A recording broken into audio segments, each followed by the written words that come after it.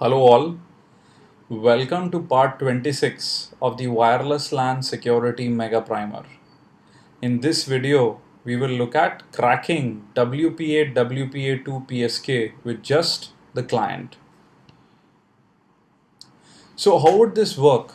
Well, if you remember, the Cafe Latte and the Hirte attack were successful in getting the web key from an isolated client by stimulating it to generate more and more web encrypted packets. Now, unfortunately, in the case of WPA WPA2 PSK, there is no foolproof way to crack the key. The only way you could do it once again is if the passphrase is poorly chosen. Now, even with that in place, how do we go about it? Because the the authorized access point is not here. We only have the client. So in the previous video, we saw how simple it is to actually create WPA WPA2 honeypots using Airbase NG. Now in this video, we'll take that one step forward and understand how to crack WPA WPA2 PSK with just a client. So if you remember this familiar diagram, in this case I've just replaced the access point with the hacker. Now he does not have the pre-shared key.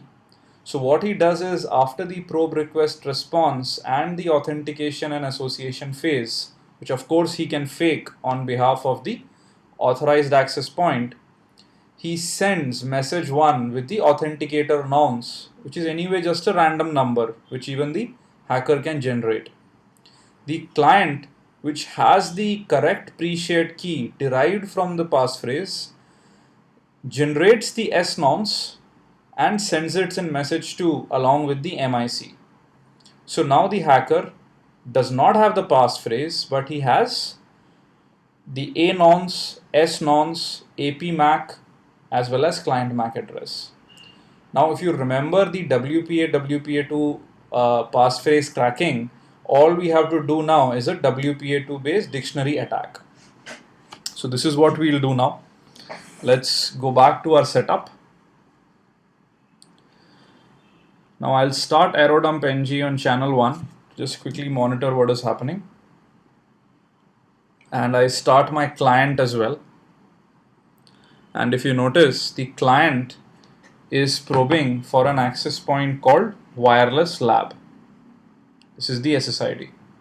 So what we will do, like in the previous video, is quickly set up 4 access points because we don't know the client's security configuration. One which is an open access point, which is the first one, all having the name Wireless Lab. Second, which is the web encrypted access point. Third one would be WPA PSK, and the fourth one would be WPA2 PSK. Let's switch off the client for a second while we are creating it. Not required, but would be helpful. Now what we will do is, let's go ahead and start this up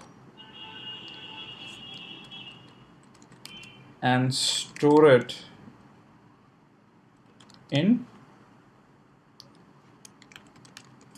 some file. Now let's switch on the client while we have all of these 4 access points and see what happens. Client has found Wireless Lab, right? And it says it was able to connect to Wireless Lab. And if you notice, we were able to find the WPA handshake, DDDD, which kind of confirms our suspicion that client is actually using a WPA2 CCMP based profile. So let's close all of this. And now what we'll do is, we'll try and crack this WPA handshake packet.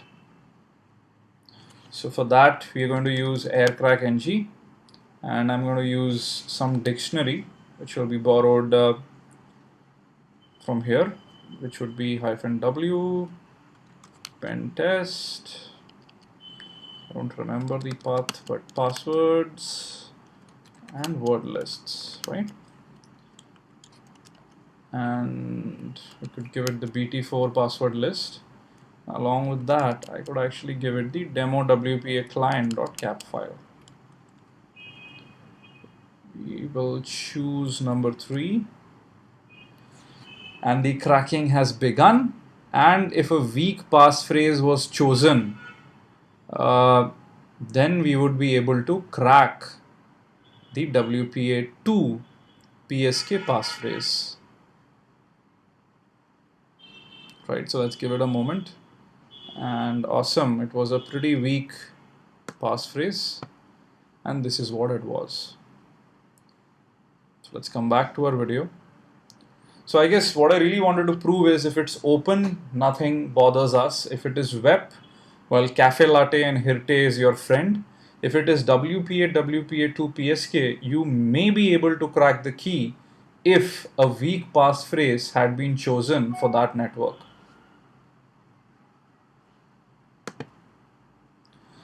I guess that's all for this video. Look forward to seeing you in the next one. Please leave your comments behind and definitely try this attack at home.